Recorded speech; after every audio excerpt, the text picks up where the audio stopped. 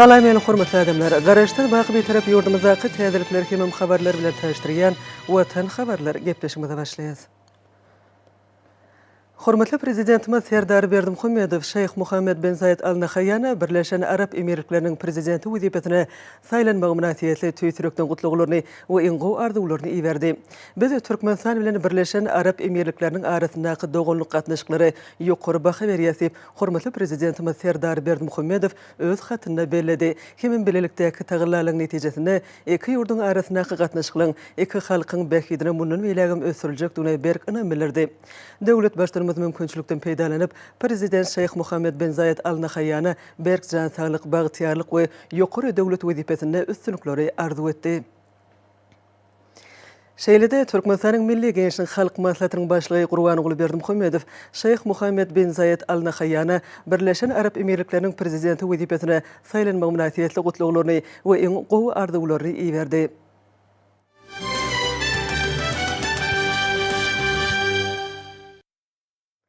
Garaşda baky bir tarap Türkmenistan döwletimizde hormatly prezidentimiz arka dagly serdarymyzyň parasatly ýol alyp barýan işler berkarar döwletiň täze ýamynyň galkynşy döwrüne münasip ýörelgler bilen üstünlikleri başlanýar. Muň şeýledigine hepden dowamyny wakalarym tutuş aýdynlygy bilen tasdiklaýar. Belçimiz ýaly 6-njy maýda sany ulgamy arkaly geçirilen Ministrler Kabinetiniň mejlisinde hormatly prezidentimiz beýik watançylyk urşuna gazanlan ýeňişini ýetip gelýär. 9-njy maýda jemgyýetçilik guramalary tarapyndan halk hakydasy ýadygärlikler toplamyny gül goýlary we urşdan gaýdyp gelmedik watandaşlarymyz hatyralanar diýip belledi. Şuňlan baglykda döwlet başlarymyz bu çäreleň döwletimiziň durmuşyna möhüm ähmiýetli syýasy wakadygyny we şoňa görä-de olaň ýokary derejede geçirilmeligini aýtdy. Ma'lum bolýar 2020-nji ýylda beýik watançylyk urşuna gazanlan ýeňişiň 75 ýyllyk bayramynyň bellenýän günlerini ýurdumyzyň hemem halkymyzyň durmuşynda ýatdan çykmajak pursatlary betlenen wakalar boldy. Şol gün Russiýa Federasiýasynyň gorunmak ministriniň ornbasary ýurdumyzda geçirilýän beýik watançylyk urşuna gazanlan ýeňişiň 75 ýyllygynyň dawralaryna gatnaşmak hemem arkadagy serdarymyzyň Garatasy Berdimuhammed Anaýewiň söwüşün 206-njy atajylyk diwiziýasynyň 748-nji atajylyk polkunyň söwüşçüň nişanyny gowşurmak üçin paýtatymyza geldi. Şeýlede şol gün Türkmenistana urş ýoluny geçen hemem öýüne ýeňiş bilen gaýdyp gelen şöhratly eskeriň Berdimuhammed Anaýewiň şahsy maglumaty getirildi. Berdimuhammed Anaýew gowşurulan Russiýanyň döwlet sylagy edermenlik üçin atly medali ýaly harby nişanyň gowşurulmagyny ýurdumyzda beýleki halklar bilen egine berip beýik watançylyk urşuna düşman bilen gaýdywsyz görüşen hemem umumy ýeňişe münasip goşandyny goşan Türkmenistanly eskerlere çuňur hormatyň alamat hökmüni kabul edildi. Şeýlede şol günlerde Ussat Mugollim edermen esker Berdimuhammed Anaýewiň harby gulluk resminamalary hemem oň gulluk eden polkunyň söwüşçüň baýdagy paýtatymyzdaky edermen esker Berdimuhammed Anaýewiň adyny götergen harby mektebi gowşuruldy. Harby mektepde goýulan bu taryhy gymmatlyklar watanymyzyň azatlygy, geljeki nesilleriň bagtyarly uğruna janlaryny pida eden watançy ata-babalarymyzyň söwüşçüň ýolunyň nişanydyr.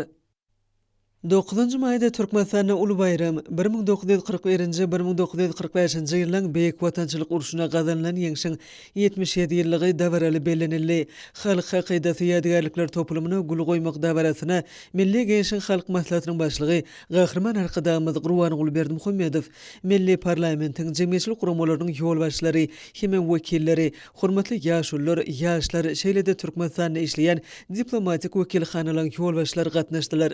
Mehriban Arkadamyz Gurban Gulberdimuhammedow uruş we zähmet veteranlaryny, kümüş saçly enelerimizi bu ýere ýygnanan ählisini mübareklep 9 maýda bellenilýän beýik bayramyň taryhy ähmiýetini nykdy. Beýik watançylyk uruşuna gazanlan ýeňiş taryhy waka bolup, on kynçylykly ýoz ýyllaryny biziň ata-babalarymyzdan başdan geçirdi. Gahrman Arkadamyz halkymyzyň ölüsini sylan beg bolar diýen parasatly sözlerini ýadlap, hatyralamagyň belent we mukaddes işdigini, davranyň uly ähmiýeti eýedigini belledi. Soňra Gahrman Arkadamyz dawra gatnaşýan diplomatlary mähirli mübareklep, ajaýyp bahar gününde bellenilýän bu bayramyň jezleşdiriji ähmiýetini belledi. Gahrman Arkadamyz Gurban Gulberdimuhammedow diplomatlary bayram bilen mähirli gutlap, Türkmenistanda geçirilýän ähli jemgyýetçilik we syýasat çäreleri işiň gatnaşýanlyklary üçin sag bolsun aýtdy. Öz nowatynda Russiýa Federasiýasynyň Türkmenistanda adatdan daşary dowluk tiyarly elçisi Aleksandr Blokhin, Türkmenistanyň prezidenti Serdar Berdimuhammedow Gahrman Arkadamyzy hemem ähli Türkmenistanlary beýik ýeňiş bayramy bilen gutlady. Hormatly prezidentimiz Serdar Berdimuhammedowyň alparyan parahatçylyk dörejilik we oňuýun syýasaty ýurdumyzyň häzirki gazanan uly üstünlikleri janyny aýyman mukaddes ýeňişi ýakynlaşdyran ähli türkmen eskerlerine dikilen belent heýkeller biziň uly ýaşly nesillere çäksiz hoşallygymyzy ulun gahrmançylykly hereketleri baradaky hakydamyz anyk işlerde beýany tapýa. Şol işler parahatçylyk goramagy, garaşdy Türkmenistany ýygdarly ösdürmäge, jemgyýetde belent insan perweri ýörelgileriniň gorulyp saklanmagyna gönükdirlenler. 10 maýda hormatly prezidentimiz Serdar Berdimuhammedow Ministrler Kabinetiniň başlygynyň owa hojalyk toplumyna gözegçilik edýän ornwasarynyň ulayatlyk häkimleriniň gatnaşmagyna sany ulgamy arkaly iş maslahatyny geçirdi. Onda häzir günlerde alınıp berilýän işler baradaky hasawatlara uly orun berildi. Hormatly prezidentimiz Serdar Berdimuhammedow ulayatlarda ähli ugurlar boýunça alınıp berilýän işler häzirki döwrüň talabyna laýyk derejede gurulmalygyny öňe çekdi. Şunda agakin meýdanlaryna alınıp berilýän ýygy işleri agrotehnika kadrlara laýyk gelmeliler. Bugdaýlary tümmül suwunyň tutulşy talabyna laýyk gurulmalylar. Döwlet başlarymyz galla uruguna hemme taraplaýyn gurulmaçylykly taýýarlyk görmek, urugda işlediljek kombaýnlaryň, awtologlaryň we galla kabul ediş bölümleriniň möhsüme taýýarlygyny öpüşün etmek bilen bir hatarda gowuça meýdanlaryna alınıp berilýän ähli ýygy işleriniň agrotehnika kadrlara laýyk derejede ýoly goýulmalygyny belledi we bu babatda bir näçe anyk tapşyryklar berdi. Hormatly prezidentimiz daýyhanlaryň ýurdumyzyň bazarlaryna önüm bolçulugynyň öpüşün edilmeligine münasip goşut goşmaklary üçin zerur taýlanlaryň görünmeligini, şonda yer almanyň gök we bagça önümleriniň bol hasylyny ösdürip ýetişdirmek ogruny saýlaşykly işleň ýoly goýulmalygyny belledi. Şundan birlikde pile taýýarlamak işleri talabyna laýyk gurulmalylar. Döwlet başlarymyz ilatyň durmuş öpüşünçiligini hasam gowlandyrmak boýunça alınıp berilýän işleň ören wajypdygyny öňe çekip, kabul edilen döwlet maksatnamalaryna laýyklykda medeni durmuş maksatly dethgalyň, ýaşaş jaýlarynyň, ýollaryň we beýleki ugurdaş dethgalyň gurulşyklaryň öz wagtyna tamamlanmagynyň hemem olarda ýokary hil derejesiniň öpüşün edilmegine häzirki döwrüň möhüm talabydygyny belledi.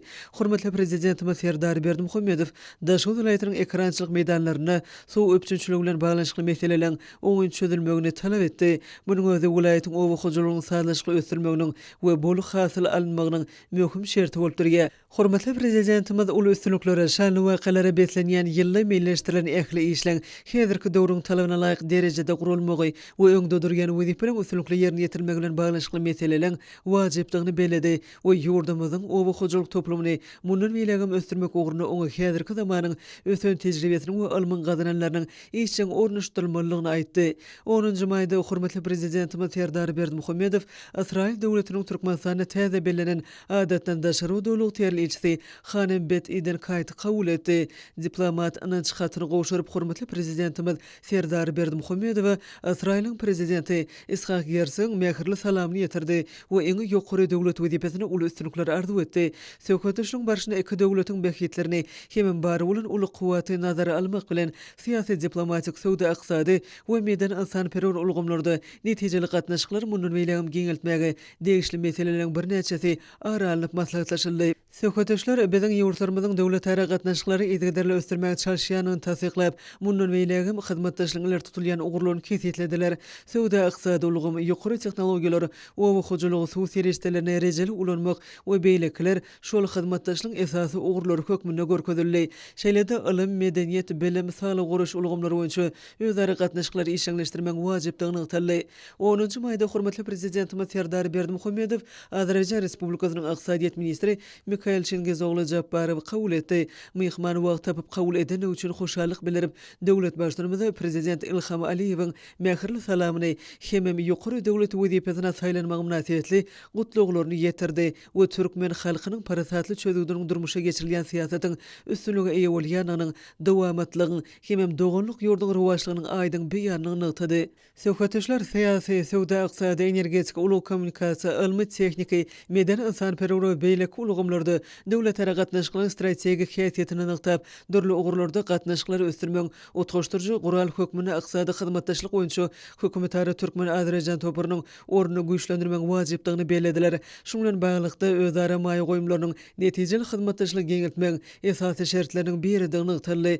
Dowuşyň dowamyny döwlet başlanymy we myhman sowda, ykdysady we ýanyş energetika, ulug telekommunikasiýalar ulgamlaryny ýoly goýulan netijeli gatnaşyklary işleňleşdirmek zerurdygyny ýytadylar. Bu ugurlardaky gatnaşyklary putulandyrmagy aýratyn ähmiýet berilýär.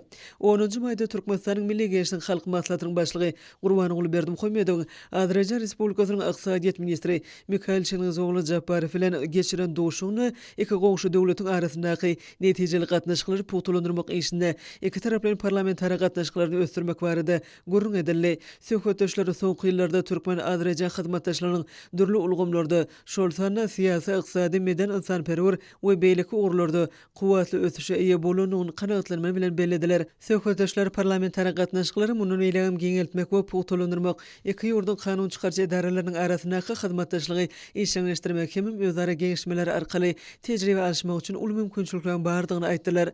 11-nji maýda Türkmenistanyň Milli Gençlik Halk Maslahatynyň başlygy Gurbanoğlu Berdimuhammedowyň Täjikistan Respublikasynyň ýokurky ýygynynyň Milli Gençlik başlygy Duşanbe şäheriniň başlygy Rustam Emomali bilen geçiren dowuşynyň dowamyny esasen parlamentary hyzmatdaşlygyny putulandyrmak baradaky meseleler aranyp maslahatlaşyldy. Söhbetçiler dowuşyň dowamyny özleri hormat goýmak we ynançmak esasyna ýoly goýulýan döwlet ara gatnaşyklarynyň ýokary derejesini kanagatlanma bilen ýygyp, soňky wagtda gazanlan iki taraply ylalaçyklary şalt iş ýüzüne durmuşa geçirmek zerurdygyny bellediler. 10-njy maýda paýtagtymyzda Merkezi Aziýa döwletleriniň we Russiýa Federasiýasynyň parlamentary forumy geçirildi. Milli Gençlik Halk Maslahatynyň başlygy Gurbanoğlu Berdimuhammedow paýtagtymyzdaky Owuzkent mehmanhanasyna geldi we şol ýerde daşar ýurtly kärdeşlerini mähirli mübarekledi. Soňra parlamentary foruma gatnaşylar Aşgabatyň günorta böleginde ýerleşen Konstitusiýa binasyna tarap ugradylar. Türkmenistanyň döwlet senasy ýanglandy. Merkezi Aziýa sewtiniň döwletleriniň we Russiýanyň milli parlamentleriniň ýolbaşlary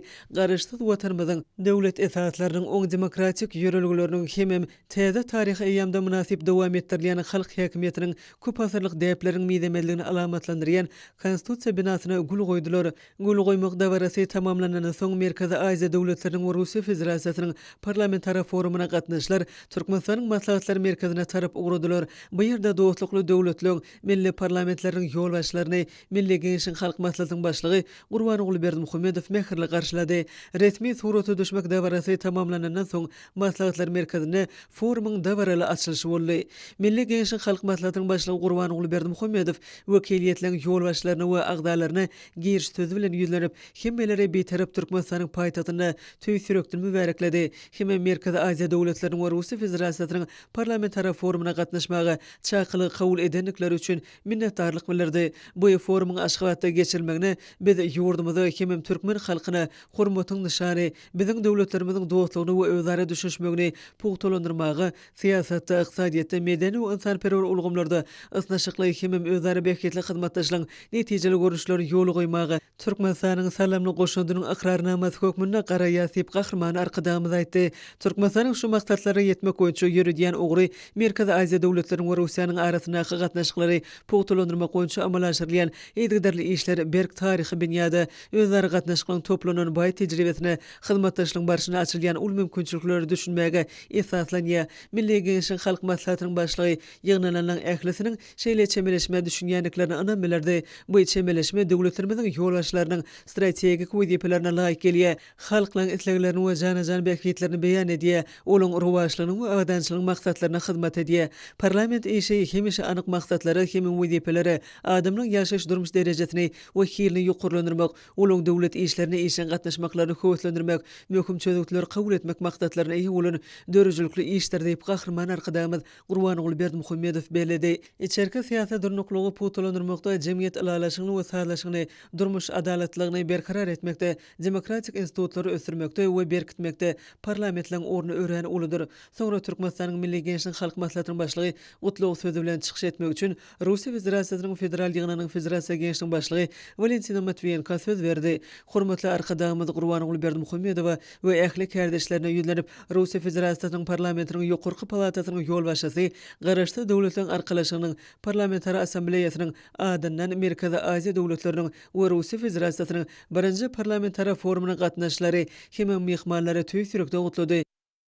Doğuşuğa geçirmek baradaky başlanjy öňe sürenligi we oňa ýokary derejede taýýarlyk görülenligi hemem türkmen topragyna bildirilen mehmanseýerlik üçin Türkmenistanyň Milli Geňeşiň halk maslahatynyň başlygyna hoşallyk bildirip, Valentina Matviyenko Sewitde durnuklugy berkitmekde, döwletara gatnaşyklaryny ösürmekde gahrman arkadaşymyzyň goşundyny aýratyn bellidi. O hormatly arkadaşymyz Türkmenistanyň parlamentiniň ýokurky palatasynyň başlygy wezipesinde bu wajyp işi üstünlikli dowam etjekdigine, şeýlelikde köp taraply hyzmatdaşlygyň täze hasy ýokary derejede çykjakdygyny anam bilirdi. Şeýlede Russiýa Federatsiýasynyň federal ýygynynyň Federatsiýa Geňeşiň başlygy forumy işine gollaw berendigi we oňa gatnaşylan mähirli kabul edilenlikler üçin hormatly prezidentimiz Serdar Berdimuhammedow tüýsürekden hoşallyk sözlerini beýan etdi.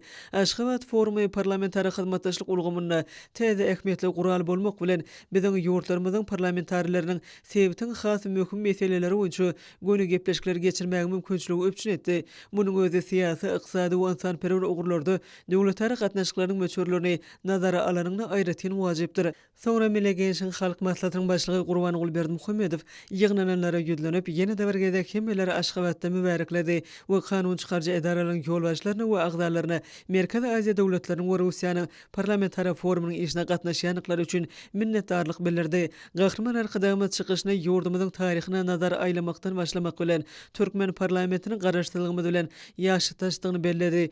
Ýöne milli parlamentarizmiň many mazmuny we häsiýeti asyrlaryň jümüşinden göz başalýar. Gadymy döwürlerden bäri türkmenlerde möhüm ykbal çözüji çözgütleri kabul etmekde çözmek hukuklaryny we ygtyýarlyklaryny bermek üçin ören münasip uly durmuş we döwlet tejribesine eýe bolan jogapkärlik hem öňden örjükli adamlar saýlamak diýip bolupdyr. Munyň özi giň häzirki döwürde aýdylşy demokratik esasy amal aşyrylypdyr. Biz bu däwe taryhy parasatlygy saklap galdyk. Asyrlar we aýagly dowam etdirdik. Hem iş ýüzüne ulanyp öz ygtyýarly we garaşsyz ösüş ýoluna düşdik diýip Milli Geňeşiň halk maslahatynyň başlygy nygtady. Milli Geňeşiň halk maslahatynyň başlygy Sewit parahatçylygyny, durnuklugyny we howpsuzlygyny putulandyrmaga ýardam bermegi bilelikdäki işiň iller tutulýan ugurlarynyň hataryna kesetledi. Gurrun sözü Merkezi Aziýanyň içinde hemem Russiýa bilen gatnaşyklarda hoşniýetli goňşuçylyk we hyzmatdaşlyk ruhy diňe saklanyp galmak bilen çäklenmän, eýsem putulandyrylmalylar, ösdürilmeliler, uzak möhletli geljek üçin iller tutulýan ugur bolmalylar. Türkmenistanyň Milli Geňeşiň halk maslahatynyň başlygy Merkezi Aziýa döwletleriniň we Russiýanyň parlamentlerini has işçiň we bilelikde işlemege ilkinji nowbatda Birleşen Milletler Guramasyny hemem parlamentary birleşiginde netijeli işlemege çağırdy. Gahrman arkadaşymyz häzirki wagtda parlament diplomatiýasynyň parahatçylygyň, hyzmatdaşlygyň we özara düşünşmen guralyny öwrülmeliligine berk anam bildirdi. Forum döwletara gatnaşyklaryna dörejlikle itergi bermeliler, oň ýygy derligini, dolanyksyzlygyny öpçün etmeliler,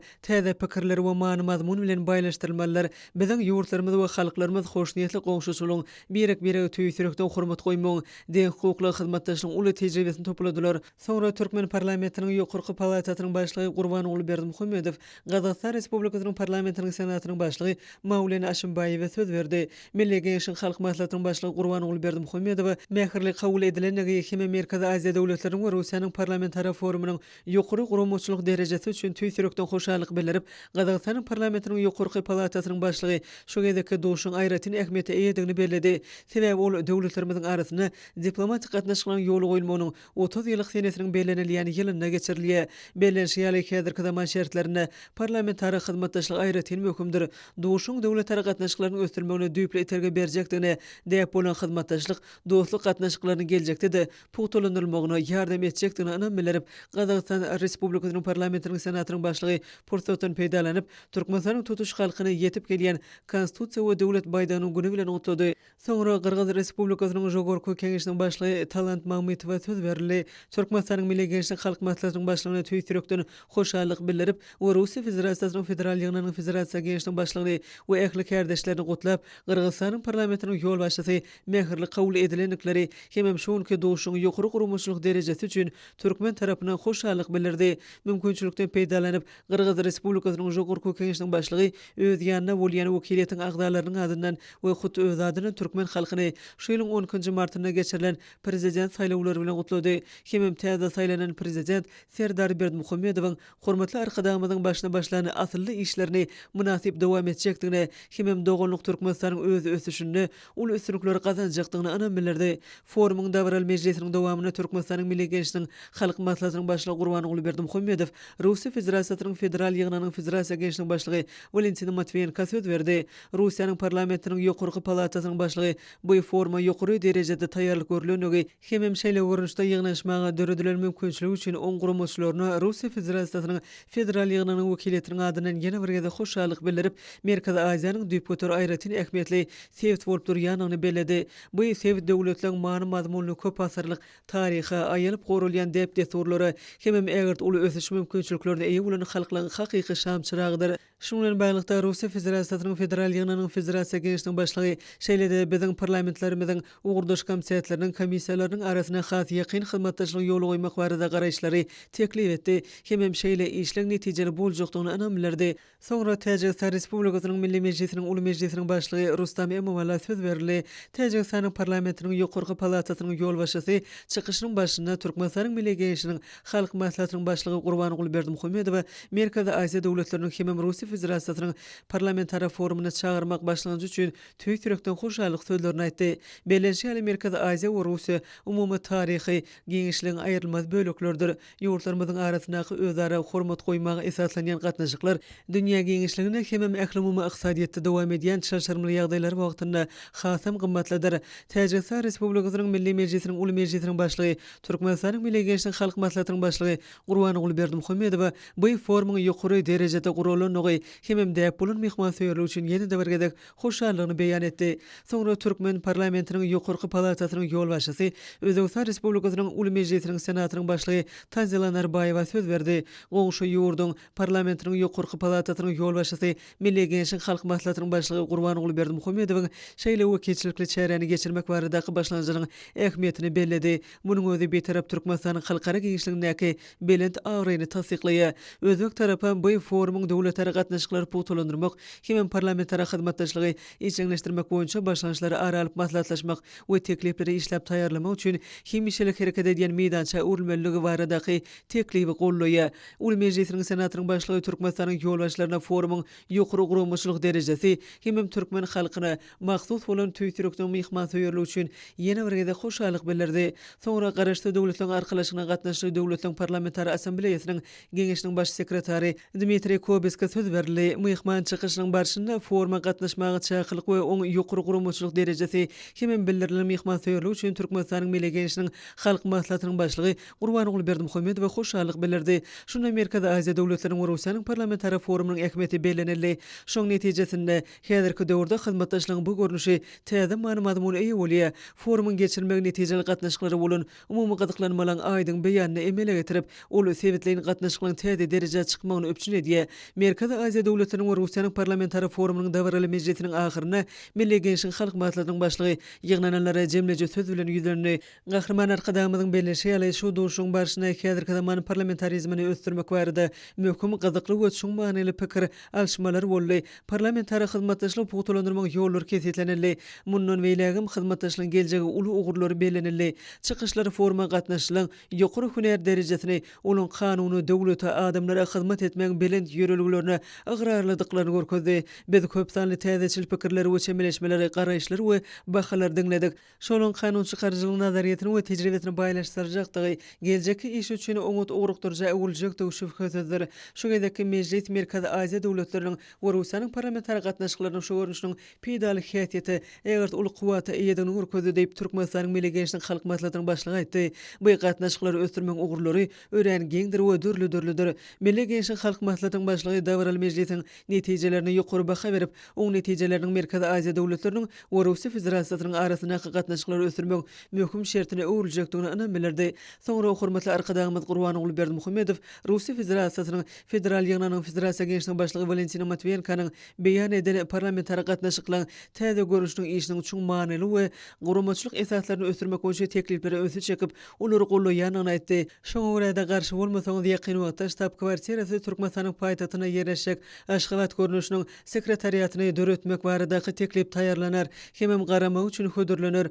Sözüniň ahyryna hormatly arkadaşymyz Gurban Ogly Berdimuhammedow forma gatnaşylan ählisine netijeli iş üçin tüýtürekden hoşallyk bildirdi. Dawral mejlis tamamlanandan soň iki taraplar etminamlary gol çekmek dawarasy boldy. Türkmenistanyň Milli Gençlik Halk Maslahatynyň başlygy Gurban Ogly Berdimuhammedow we Russiýa Federasiýasynyň federal ýygynyň Federasia Gençlik başlygy Valentina Matviyenko Türkmenistanyň Milli Gençlik Halk Maslahaty bilen Russiýa Federasiýasynyň federal ýygynyň Federasia Gençlik arasynda hyzmatdaşlyk etmek hakyna ılalaşyga gol çekdiler. Soňra Türkmenistanyň Milli Gençlik Halk Maslahatynyň başlygy Gurban Ogly Berdimuhammedow we Täjikistan Respublikasynyň Milli Mejlisiniň Uly Mejlisiniň başlygy Rustam Emomali Türkmenistanyň Milli Gençlik Halk Maslahaty bilen Täjikistan Respublikasynyň Milli Mejlisiniň Uly Mejlisiniň arasyna hyzmatdaşlyk etmek hakyna ılalaşyga gol çekdiler. Soňra parlamentara forumyň maksatnamasynyň çeklerini paýtatymyzdaky maslahat köşküniň Uly Mejlisler zalyna sylgylamak dawarasy boldy.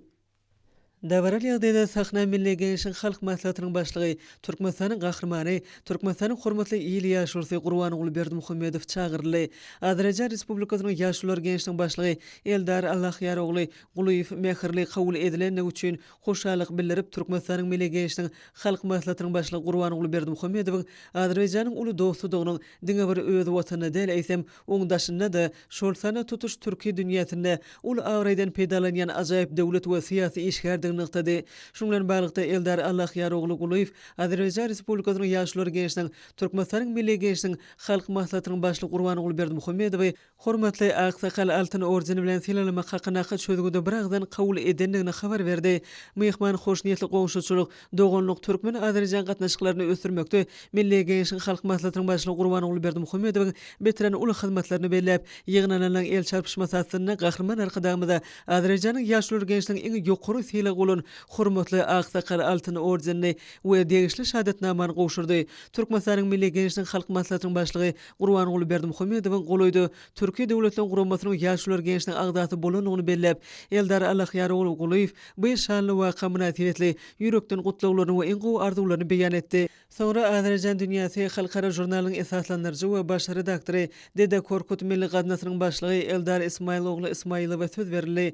Mehmanyň belleşigi ýaly Azerbaýjanyň betarap Türkmenistanyň oňun betaraplyk siýasatyna hem Milli Gençlik Halk Maslahatynyň başlygy Gurban Ogly Berdimuhammedowyň giň gerimli parahatçylyk döredüji işine ýokary baha berilýär we dolu gollanylýar. Eldar Ismail ogly Ismailow şeýlede Azerbaýjan dünýäsi halkara jurnalynyň baş redaktory bolmak bilen öňden bäri bu neşriň aýratyn sanyny biziň ýurdumyza bagyşlamak isleýändigini belledi. Mehman Türkmenistanyň Milli Gençlik Halk Maslahatynyň başlygy Gurban Ogly Berdimuhammedowyň diýip bolan dostlukly döwlet taraqatnaşyklary ösdürmäge hem ählimun parahatçylygy netijeli sevdi we halkara hyzmatdaşlyk putulandyrmak işine goşan ajaýyp goşandyry nygtap gahrman arkadaşymyzy ýer ýüzünde parahatçylyk üçin milli baýrak hem uly Türk altyn ordeni bilen silalamak barada karara gelendigini habar berdi. Bular Azerbaýjan dünýäsi halkara jurnaly bilen bilelikde döredilen Dede Korkut Milli Gadnasynyň ýokary sylagylarydyr. Ýer ýüzünde parahatçylyk üçin atly milli baýrak ajaýyp şahsiýetlere, hakyky watançylary döwlet durmuşynyň ähli ulgamlaryna gazanan aýratyn üstünlikleri işçiň dörejilik we parahatçylyk döredüji iş üçin gowşurulýar. Uly Türk altyn ordeni bilen Türkiýe dünýäsiniň görnükli syýasy işgärleri özi ýurtlaryny ösdürmekde aýratyn hyzmatlary üçin sylagylanýar. Dawaranyň dowamyna sahna Russiýa Federasiýasynyň federal ýygynyň Federasia Gençligiň başlygy Valentina Matviyenko we garaşdy döwletiň arkalaşyna gatnaşy döwletiň parlamentar assambleýasynyň gençligiň baş sekretary Dmitri Kabiski çagyrly. Russiýa Federasiýasynyň parlamentiniň ýokurky palatasynyň ýol başçysynyň belleşigi ýaly Türkmenistanyň Milli Gençlik Halk Maslahatynyň Palatanyň başlygy Gurbanogly Berdimuhammedow ajaýyp döwlet we syýasy işgär, ömrüni watanyna we halkyna hyzmat etmäge bagşlan milli lider, sevte parahatçylyk we durnuklygy putulandyrmagy salamly goşun oňun başlanýyşlaryň awtor hökmünde kim bileri meşhurdur.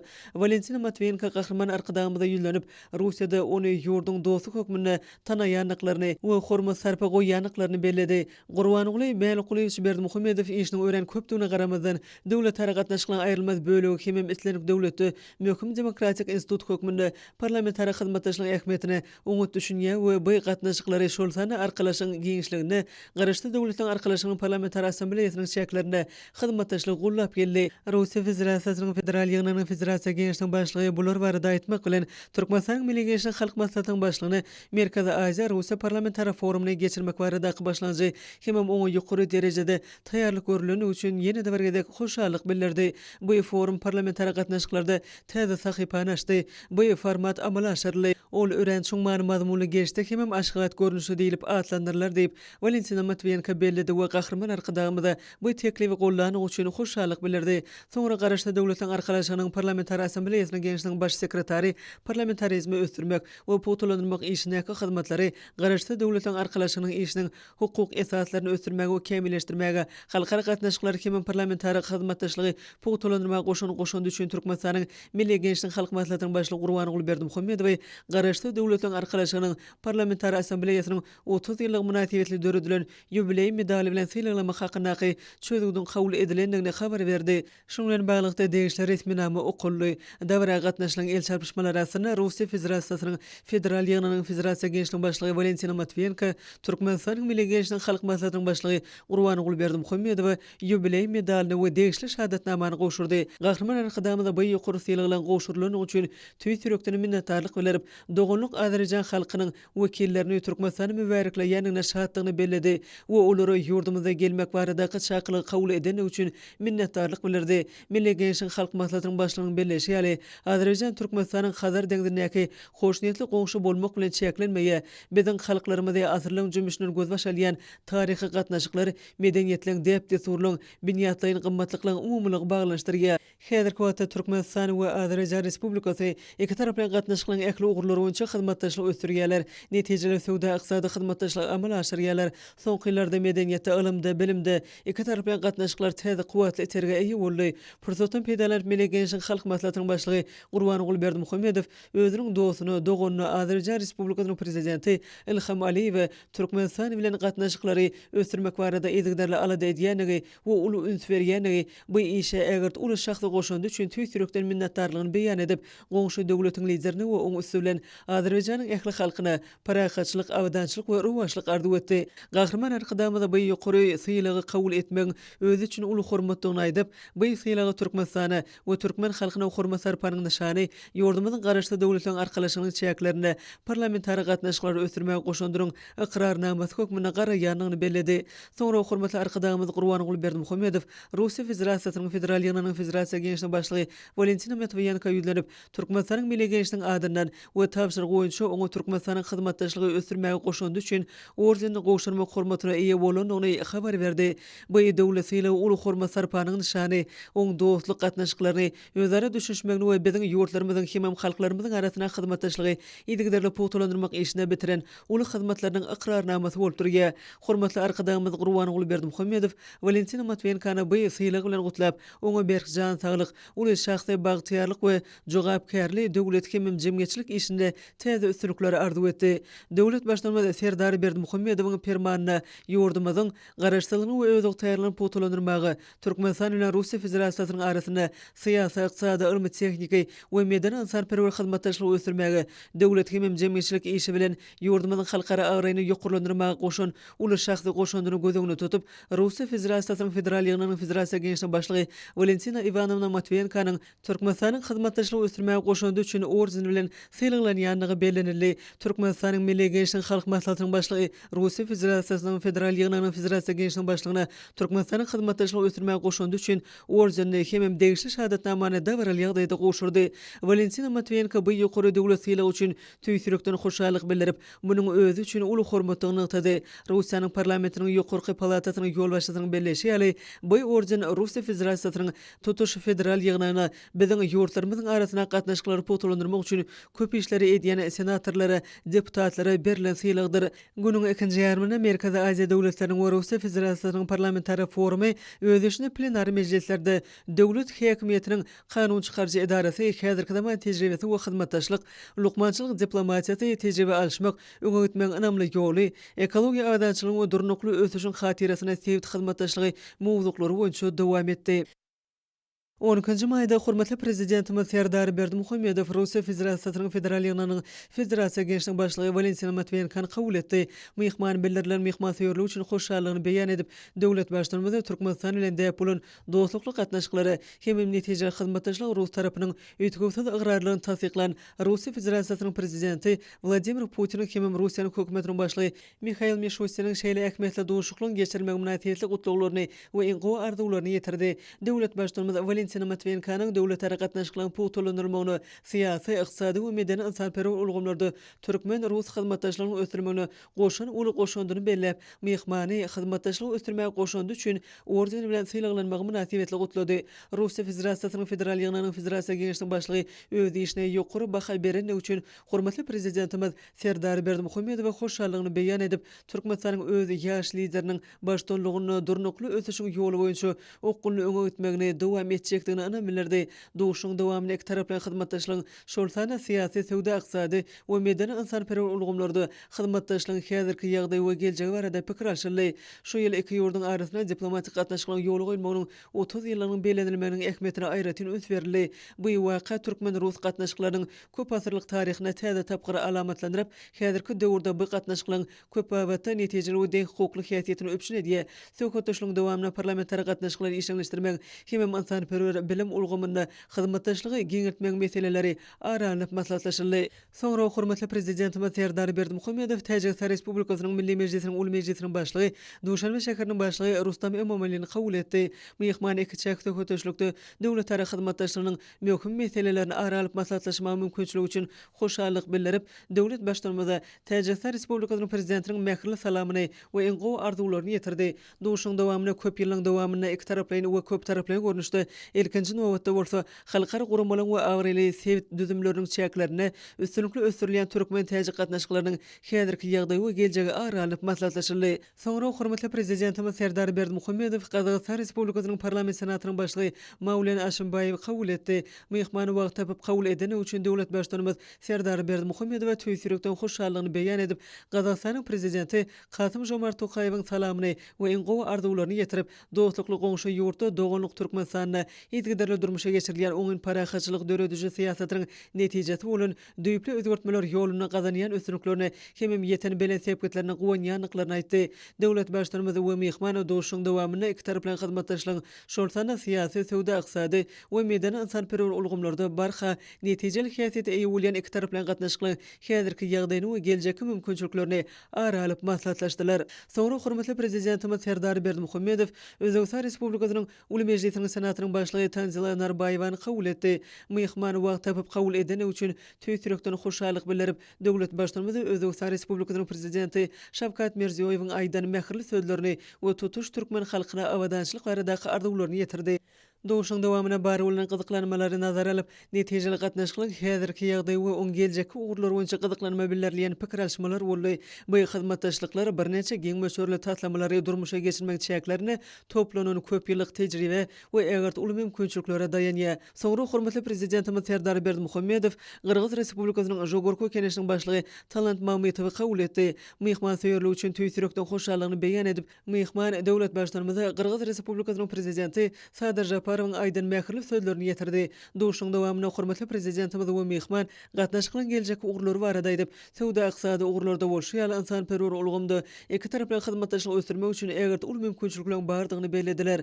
10-njy maýda Türkmenistanyň Milli Gençlik Halk Maslahatynyň başlygy Gurbanuly Berdimuhammedow Russiýa Federasiýasynyň federal ýygynyň federaasiýa gençlik başlygy Valentina Matviyenka bilen duşdy. Onu iki taraply gatnaşyklaryň gün tertibine şolsany urdaş komitetleriň arasynda şeýle-de halkara meýdançylaryna parlamentary gatnaşyklaryna aýratyn ötberli. Türkmenistanyň Milli Gençlik Halk Maslahatynyň başlygy Gurbanyň Berdimuhammedowyň Gazagystan Respublikasynyň parlament senatynyň başlygy Mawlen Aşymbaýew bilen geçiren duşugyň barşynda iki dostlukly halkyň gadymdan gelýän taryhy, medeni we ruhy umumlygyna esaslanýan Türkmen Gazagystan döwletleri we parlamentara gatnaşyklarynyň derejesine we ösüşine ýokary baha berildi.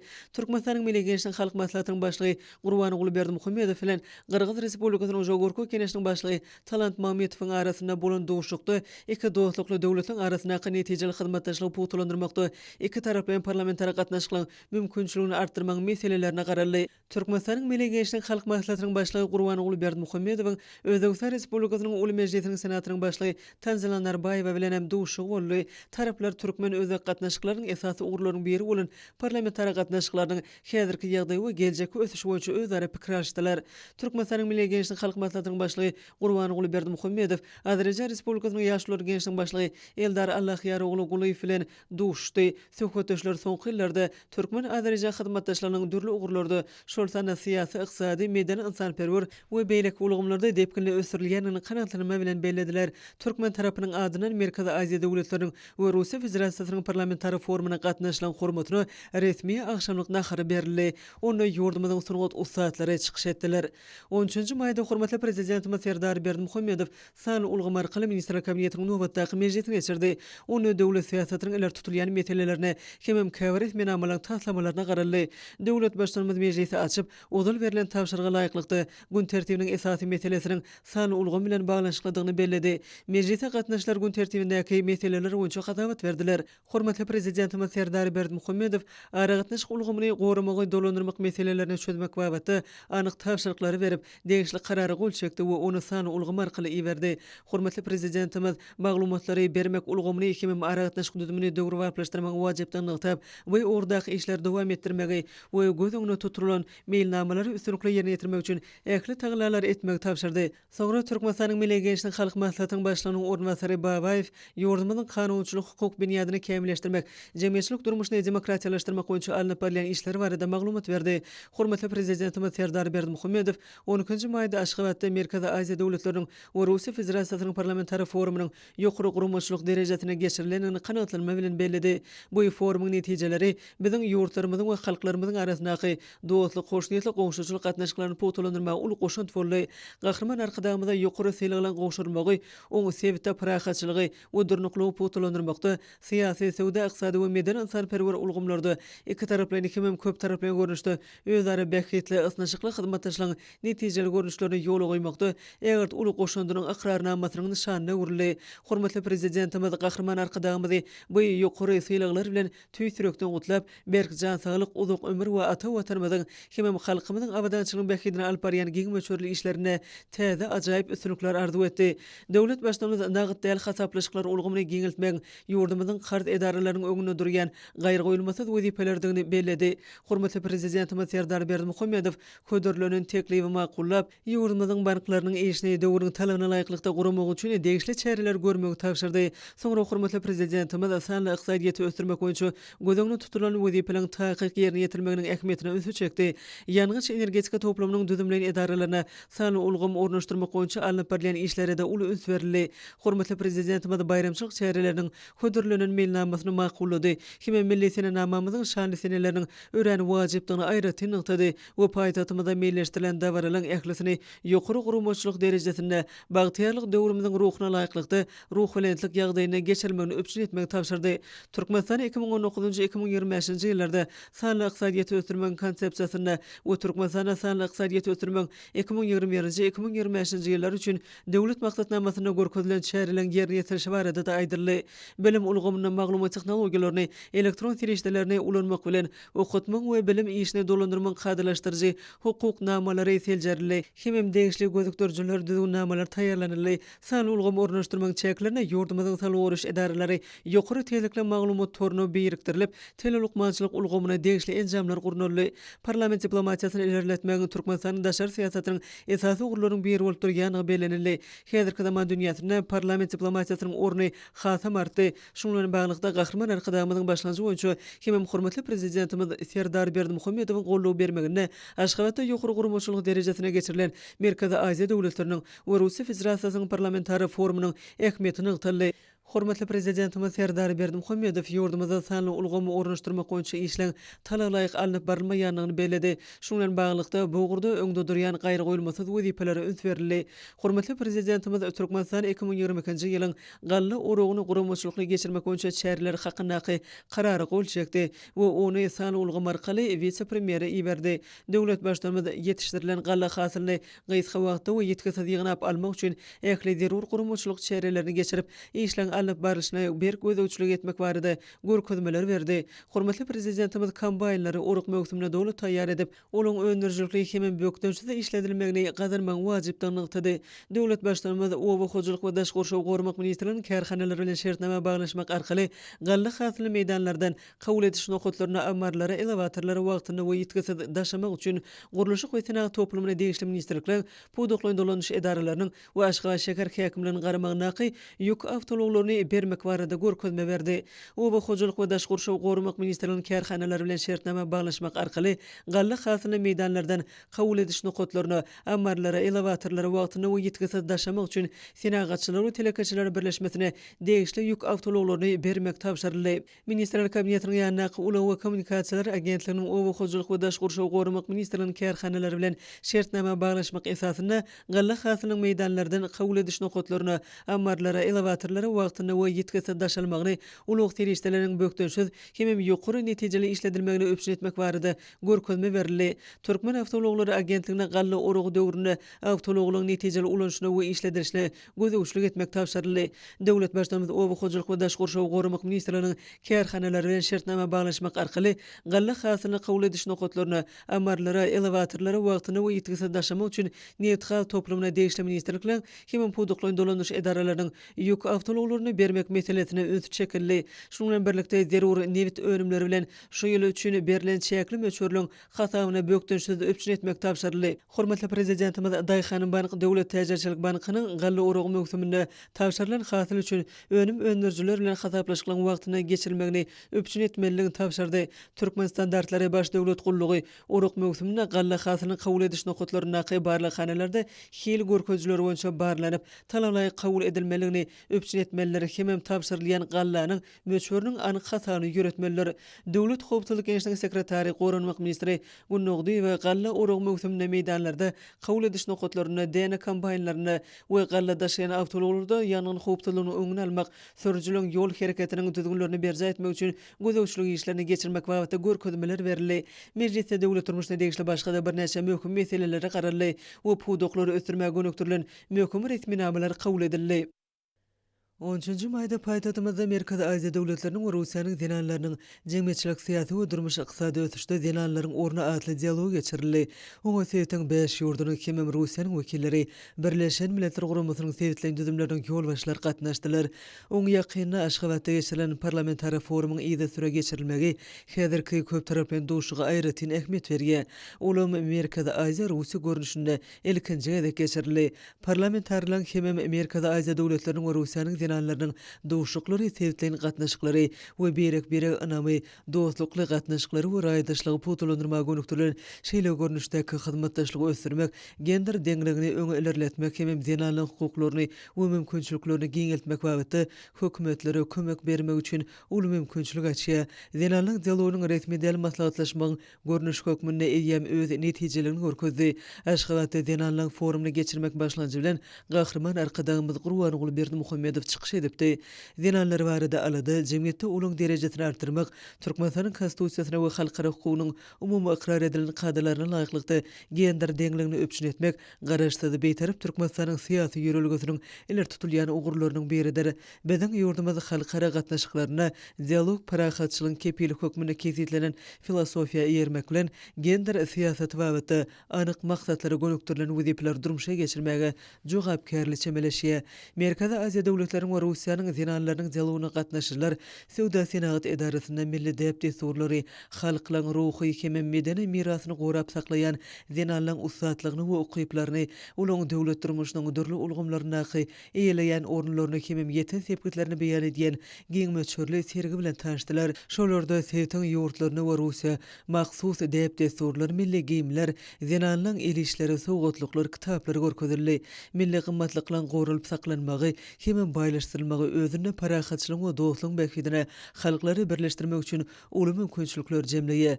Bu pikir bayramçylyk sergisindäki baş taglim boldy. Mälim bolşýaly köp asyrlyk tejribe we baýdap desturlar eýe bolan meden insanperwer ulgamda gatnaşyklar sevtiň ýurtlarynyň hyzmatdaşlarynyň möhüm bölegi bolup durýar. Häzirki zaman gatnaşyklaryna gadyma ruhy ahlak kymmatlyklaryna dayanmak biziň halklarymyzy birleşdirýär. Sirk sunugy boýunça dörli halkara festiwallarynyň kubaklaryny we bayraklaryna münasip bolan meşhur Galkynyş milli atüsündäki oýunlar toparynyň çapyk sowarlarynyň ustatlyk bilen ýerine ýetiren dörli tilsimleri, forma gatnaşlary haýran galyrdy. Merkezi Aziýa döwletleriniň we Russiýanyň zenanlary dialogyna gatnaşlar hormatly prezidentimiz Serdar Berdimuhammedow Türkmenistanyň ak mermerli paýtagtyna gelip görmäge, häzirki döwrüň möhüm meselelerini aralyp maslahatlaşmagy, hem türkmen halkynyň baý medeniýeti bilen tanışmagy döredilen mümkinçilik üçin hoşallyk bildirdiler. 14-nji maýda hormatly prezidentimiz Serdar Berdimuhammedow tapşyrygy boýunça Türkmenistanyň Milli Gençligiň halk maslahatynyň başlygy, Türkmenistanyň eli ýaşursy Haja Arkadamyz Gurbanyň Berdimuhammedowyň ýol başlygyndaky wekilçilikli topar Birleşen Arap Emirlikläriniň merhum prezidenti Şeyh Halifa bin Zayed Al Nahyan'yň aradan çykmagy sebäpli geçirilýän hatira şäherlerine gatnaşmak üçin Abu Dhabi şäherine boldy. Abu Dhabi şäheriniň halkara howa menziline hormatly Arkadamyz Birleşen Arap Emirlikläriniň energetika strategik ösüş ministri Suhayl Al-Mazrow Birleşen Arap Emirlikläriniň merhum prezidenti Şeyh Halifa bin Zayed Al Nahyan'yň uly ogly Şeyh Sultan bin Halifa bin Zayed Al Nahyan Abu Dhabi'niň miras düşer şahzadasy Birleşen Arap Emirlikläriniň ýeraly işleriniň ýokary serkerde başlysynyň ornwasary Şeyh Muhammed bin Zayed Al Nahyan bilen dowuşuşdy.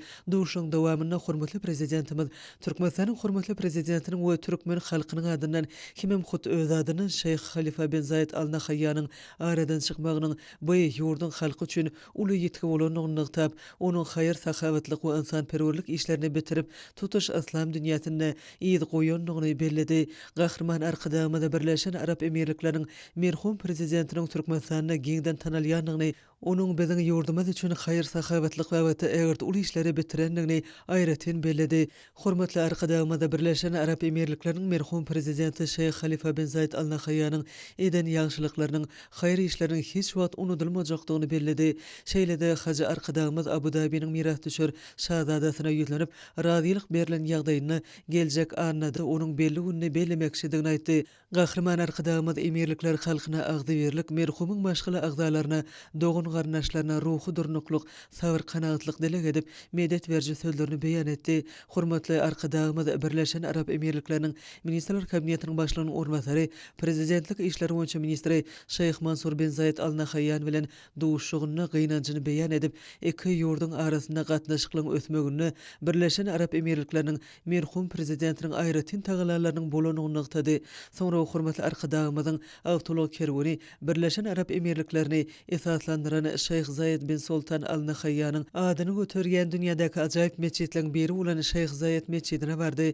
Meçitde merhumyň hormatyna aýat töwür okully. Bu ýerde Türkmenistanyň müftüsi Birleşen Arap Emirlikläriniň merhum prezidentiniň ruhyny degsin edip keramatly Gur'andan süreler okudy we halklaryň bagtyarlygynyň ýurtlaryň awadançylygynyň bekidine gönükdirilen asylly işleň rowajlygyny dile getdi. Soňra hormatly Arkadamyz meçitde goýulan hormatly mehmanlar üçin niýetlenen kitapda merhumyň ýatan ýeriniň ýagty jaýynyň cennet bolmagyny dile edip ýadygarlyk ýazgalyrdy. Şeyh Zayed meçidiniň wekili hormatly Arkadamyz bu meçit barada giňişlerini maglumatlary özüne jemleýän hemem dünýädäki meçitler barada görüň berýän kitaplar gowşurdy. Hormatly Arkadamyz ajaýyp sowgatlar üçin meçidin wekillerine çuňur minnetdarlyk bildirdi.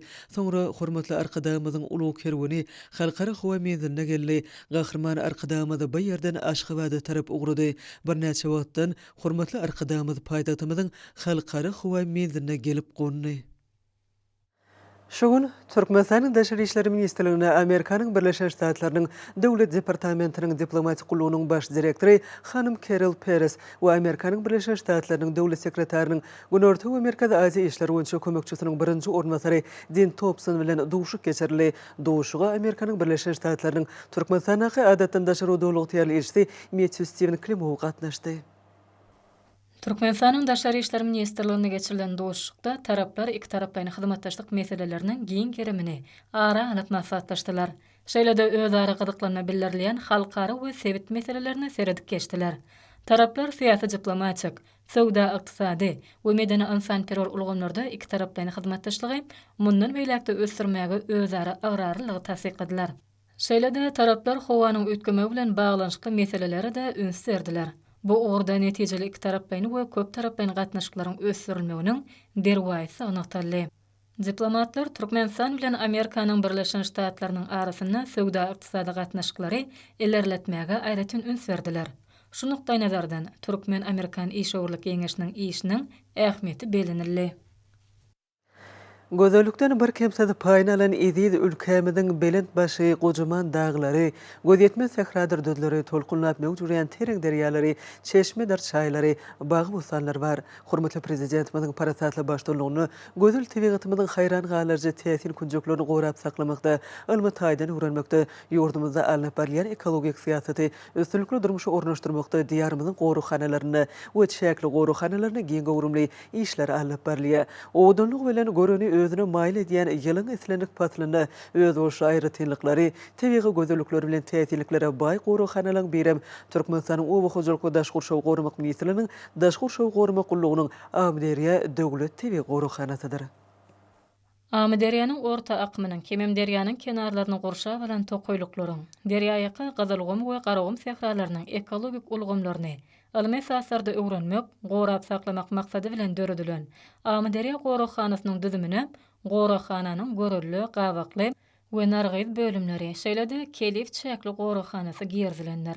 Goruxananyň 6500 hektaryny kenaraka tokoýlyklar, 36320 hektaryny Garagum we Gazalgum sehralarynyň belli bir çäkleri eýeleýär. Beýikligi 13-14 metre ýetýän petde toraňy egde agaçlarynyň doş gelmegi onuň has erki köne tokoýlygyndan habar berýär. Bu ýerde tokoýlyklar bölüp geçýän arnalar, suwlugamyşly çökötler, gum depeleri, seyrek we gur tokoýlyklar doş gelýär. Tokoýda ösümlikler gur we garşy gerleşenler. Amderiýa döwlet tebi goruxanasyny daşgy şow gorumak, goruxananyň ösümlik we haýwanat dünýäsini, eko ulgamyny öwrenmek boýunça almy barlaklaryň en çemesi alınıp barildi. Goruxanada ösümlik hemem haýwanat dünýäsiniň dikeldilmegi, hassa baýlaşdyrylmagy ornuna netijeli işler geçirildi. Bu ýerde gyş aýlaryna derýanyň üstünden uçup geçýän, mewsümleýin gyşlaýan guşlaryň bir näçe ornuşa mesken tutýar. Goruxananyň esas aýratynlyklarynyň biri. Bu ýerde asyrly soğun ady bilen giňden tanalýan tokoy soğunyň duş gelmegidir. Häzirki wagtda olar gorumak, sanyny köpeltmek boýunça geçirilýän işler öz netijelerini berýär. Tokoýdaky ösýän ösümlikleriň yapraklary, gulleri, miwelerdir kökleri bu ýerde ýaşaýan haýwanat faunasynyň, mör-möjekleriň esasy iýmit düzümi bolup hyzmat edýär. Goruxanada ýaşaýan guşlardan esasanam Amderiýa sülgünni, balykçy birgidi, gyzgylt we buýraly gotuny, gara ördegi, uzun goýruk gara guşy, huweny, gulutyny, gowa gazy we beýlekleri beýlek geçmek bolar. Goruxananyň çäginden gunnuz, garaguluk, tokoy soğuny, torsok, ýeka gapan, sehra pişigi, şagal, keyik, towşan, okly kirpiýaly haýwanlara da doş gelmek bolýar. Goruxananyň ösümlik dünýäsi özüniň köpdürligi bilen tapawutlanýar. Tebi goruxanada gahrman arkadamyzyň Türkmenistanyň dermanlyk ösümlikleri atly köp tomly ilmi ensiklopediýa kitaplaryna beýan edilýän ösümlikleriň en çemesiniň doş gelýänligi bellerlikli ýagdaýdyr. Bu ýerde ýokary guruluşly ösümlikleriň 220 gornuşy bolup, geçirilen almy barlyklaryň netijesinde goruxananyň sehralyk meýdanlaryna dürli ösümlikleriň 125 gornuşynyň bardygy anyklanyldy.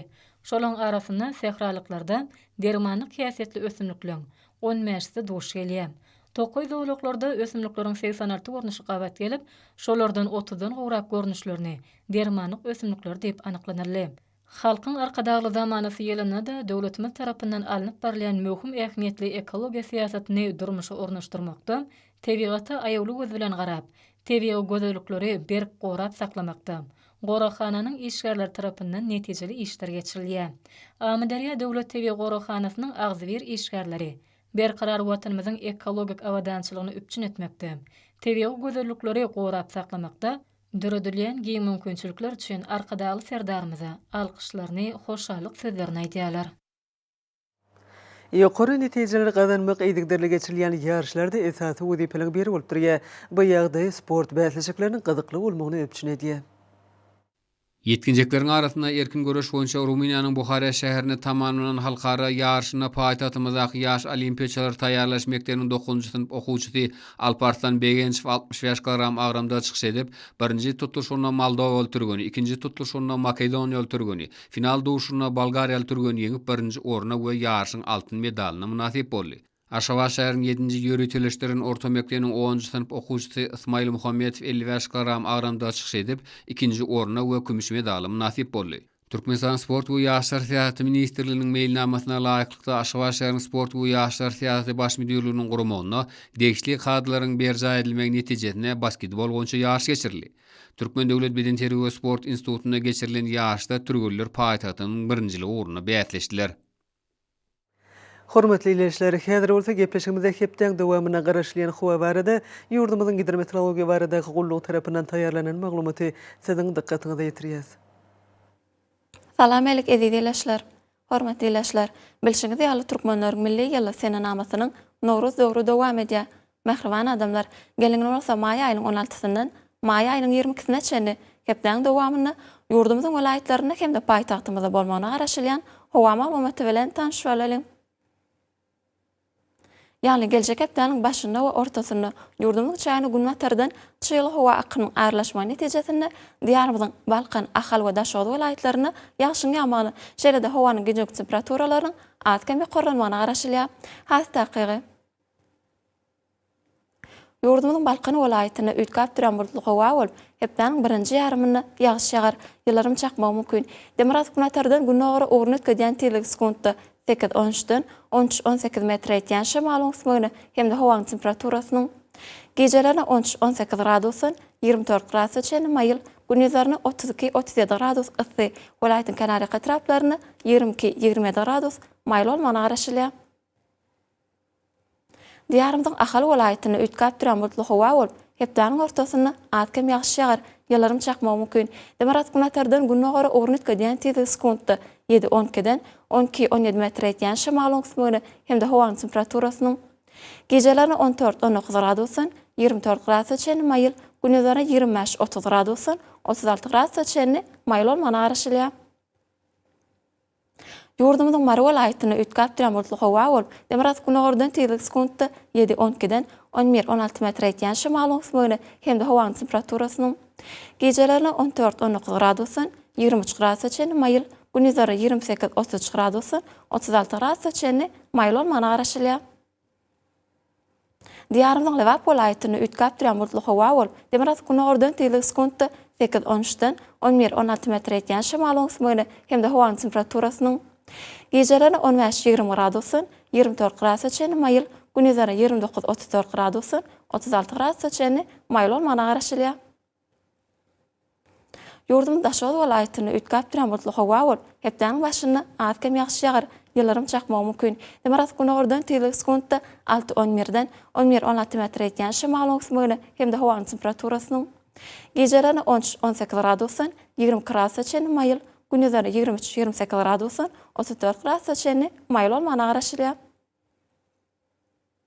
Paýtagtyň Aşgabatda üýtgäp duran bulutly howa bolup, hepdeniň ortasynda az kem ýagşy ýagar, ýylarym çakmagy mümkin. Demirat günmäterden günnägere ugrunyt geden tiýlik sekundda 7-10'dan 12-14 metre etýän şemal oňsmagyny hem-de howanyň temperaturasynyň gejelerine 16-18 gradusyn 23 gradus çenli maýyl, gündüzleri 25-27 gradusyn 33 gradus çenli maýl bolmagyna garaşylýar. Hormatly izleýijiler, ýurdumyzda maý aýynyň 16-syny magnit radiýasiýasynyň gowşak ýagdaýda saklamagyna garaşylýar. Mehriban adamlar, siz maý aýynyň 16-syndan maý aýynyň 22-sine çenli hepden dowamyny ýurdumyzyň welaýatlaryna hem-de paýtagtymyzda bolmagyna garaşylýan howa maglumaty bilen tanışyp bolyňyz. Edil watandaşlar, ýaz faslyna günüň dowamyna howanyň derejesiniň üýtgäp durýanyny nazar alyp, faslyň aýratynlyklaryna laýyklykda geyinmegi, şeýle hem häzirki wagtda howada tozan bölüçükleriniň qadadan 6 götürüm artmagy, hem howanyň akynyň üýtgümegi bilen baglanşykly howa şartlarynyň adamyň bedenine ýetirip biläjek oňaýsız täsirleriniň öňüne almak maksady bilen agyz burun örtügini ulanmaklygy maslahat berýär. Howpsuz bolan 2 metr ara çägi berja etmek, elleri arasy saklamak zerurdur. mehriban ýylaşlar. Bulary berk-berjaý etseňiz, ýylyňyzsänlik faslynda öz saglygyňyzy gorap bilersiňiz.